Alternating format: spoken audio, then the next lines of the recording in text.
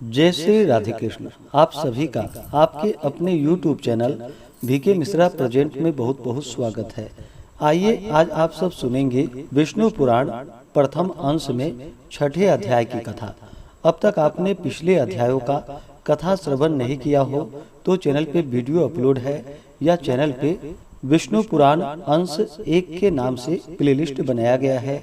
आप वहां से पिछले अध्यायों का कथा श्रवण कर सकते हैं।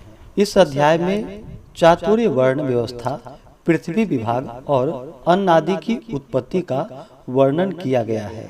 तो आइए सुनते हैं विष्णु पुराण कथा में प्रथम अंश छठे अध्याय की कथा। तो बोलिए प्रेम से भगवान विष्णु की जय, माता लक्ष्मी की जय, सर्वदेवी देवता की जय। श्री मैत्रेय जी बोले कि हे भगवान, आपने जो अर्वाक स्तोत्र मनुष्यों के विषय में कहा, उनकी सृष्टि ब्रह्मा जी ने किस प्रकार की, यह विस्तार पूर्वक आप मुझसे कहिए। श्री प्रजापति ने ब्राह्मण आदि वर्ण को जिन जिन गुणों से युक्त और जिस प्रकार रचा तथा उनके जो जो कर्तव्य कर्म निर्धारित किए, वह सब वर्णन कीजिए। श्री पराशर जी बोले कि हे द्विज श्रेष्ठ, जगत रचना की इच्छा से युक्त सत्य संकल्प श्री ब्रह्मा जी के मुख से पहले सत्व प्रधान प्रजा उत्पन्न हुए। तदंतर उनके वक्षा स्थल से रजा प्रधान तथा जंघा से रज और तम विशिष्ट सृष्टि हुई। हे द्विजोत्तम, चरणों से ब्रह्मा जी ने एक और प्रकार की प्रजा उत्पन्न की, वह तमः प्रधान थी। ये ही सब चारों वर्ण हुए। इस प्रकार हे द्विजसत्तम, ब्राह्मण, क्षत्रिय, वैश्य और शूद्र, ये चारों कर्मशः ब्रह्मा जी के मुख, वक्षा स्थल, जानु और चरणों से उत्पन्न हुए हैं। हे महाभाग, ब्रह्मा जी ने यज्ञानुष्ठान के लिए ही यज्ञ के उत्तम साधन रूप इस संपूर्ण चातुर्य वर्ण की रचना की है। हे धर्मज्ञ, यज्ञ से तृप्त होकर देवगण जल बरसाकर प्रजा को तृप्त करते हैं। अतः यज्ञ सर्वथा कल्याण हेतु है। जो मनुष्य सदा स्वधर्म परायण, सदाचारी, सज्जन और सुमार्गगामी होते हैं, उन्हीं से यज्ञ का यथावत अनुष्ठान हो सकता है। हे मुने, यज्ञ के द्वारा मनुष्य इस मनुष्य शरीर से ही स्वर्ग और अपवर्ग प्राप्त कर सकता है तथा और भी जिस स्थान की उन्हें इच्छा हो उसी को जा सकते हैं।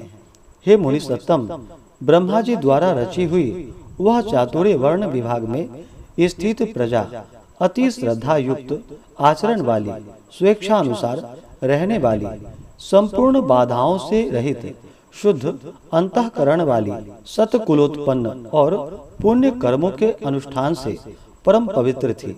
उसका चित्त शुद्ध होने के कारण उसमें निरंतर शुद्ध स्वरूप श्री हरि के विराजमान रहने से उन्हें शुद्ध ज्ञान प्राप्त होता था, जिससे वे भगवान के उस विष्णु नामक परम पद को देख पाते थे। फिर त्रेता युग के आरंभ में हमने तुमसे भगवान के जिस काल नामक अंश का पहले वर्णन किया है, वह अति अल्प सार वाले, सुख वाले, तुच्छ और घोर दुखमय पापों को प्रजा में प्रवृत्त कर देते हैं। हे मैत्रेय, उससे प्रजा में पुरुषार्थ का विघातक तथा अज्ञान और लोभ को उत्पन्न करने वाला राग आदि रूप अधर्म का बीज उत्पन्न हो जाता है। तभी से उसे वह विष्णु पद प्राप्ति रूप स्वाभाविक सिद्धि और रसोल्लास आदि अन्य अष्ट सिद्धियां नहीं मिलती। उन समस्त सिद्धियों के क्षीण हो जाने पर और पाप के बढ़ जाने से फिर संपूर्ण प्रजा द्वंद्व, हास्य और दुख से आतुर हो गई।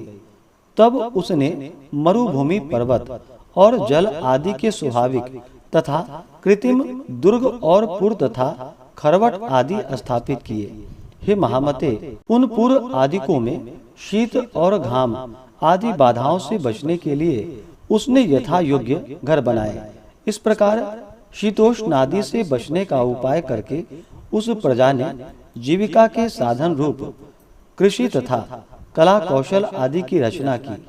हे मुने, धान, जौ, गेहूं, छोटे धान्य, तिल, कांगनी, ज्वार, कोदो, छोटी मटर, उड़द, मूंग, मसूर, बड़ी मटर, कुल्थी, राई, चना और सन, ये 17 ग्राम्य औषधियों की जातियां हैं।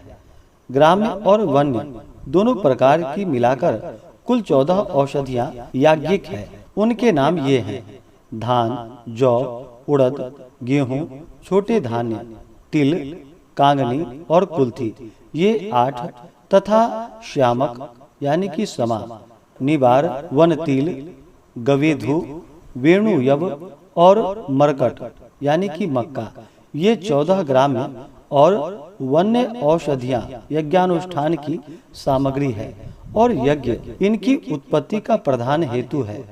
यज्ञों के सहित ये औषधियां प्रजा की वृद्धि का परम कारण है। इसलिए इहलोक और परलोक के ज्ञाता पुरुष यज्ञों का अनुष्ठान किया करते हैं। हे मुनि श्रेष्ठ, नित्य प्रति किया जाने वाला यज्ञानुष्ठान मनुष्यों का परम उपकारक और उनके किए हुए पापों को शांत करने वाला है।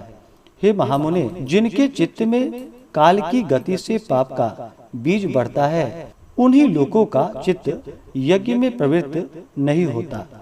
उन यज्ञ के विरोधियों ने वैदिक मत, वेद और यज्ञादि कर्म सभी की निंदा की है। वे लोग दुरात्मा, दुराचारी, कुटिलमती, वेद विनिंदक और प्रवृत्ति मार्ग का उच्छेदन करने वाले ही थे। हे धर्मवानों में श्रेष्ठ मैत्रेय, इस प्रकार कृषि आदि जीविका के साधन के निश्चित हो जाने पर प्रजापति ब्रह्मा जी ने प्रजा की रचना कर उनके स्थान और गुणों के अनुसार मर्यादा, वर्ण और आश्रमों के धर्म तथा अपने धर्म का भली प्रकार पालन करने वाले समस्त वर्णों के लोक आदि की स्थापना की। कर्मनिष्ठ ब्राह्मणों का स्थान पितृलोक है। युद्ध क्षेत्र से कभी न हटने वाले क्षत्रियों का इंद्रलोक है तथा अपने धर्म का पालन करने वाले वैश्यों का वायुलोक है और सेवा धर्म परायण शूद्रों का गंधर्व लोक है। 88,000 उधर्वरेता मुनि हैं। उनका जो स्थान बताया गया है वही गुरुकुलवासी ब्रह्मचारियों का स्थान है। इसी प्रकार वनवासी वानप्रस्थों का स्थान सप्त ऋषि लोक, गृहस्थों का पितृलोक और सन्यासियों का ब्रह्मलोक है तथा आत्मानुभव से तृप्त योगियों का स्थान अमरपद यानी कि मोक्ष है। जो निरंतर एकांत सेवी और ब्रह्मा चिंतन में मग्न रहने वाले योगी जन हैं, उनका जो परम स्थान है उसे पंडित जन ही देख पाते हैं। चंद्र और सूर्य आदि ग्रह भी अपने अपने लोकों में जाकर फिर लौट आते हैं, किंतु द्वादशाक्षर मंत्र ओम नमो भगवते वासुदेवाय का चिंतन करने वाले अभी तक मोक्ष पद से नहीं लौटे। तामिस्त्र, अंध तामिस्त्र, महारौरव, रौरव, असी पत्रवन, घोर, कालसूत्र और अभिचीक आदि जो नरक हैं, वे वेदों की निंदा और यज्ञों का उच्छेद करने वाले तथा स्वधर्म विमुख पुरुषों के स्थान कहे गए हैं। इस प्रकार से श्री विष्णु पुराण प्रथम अंश में 6ठे अध्याय की कथा पूर्ण हुई।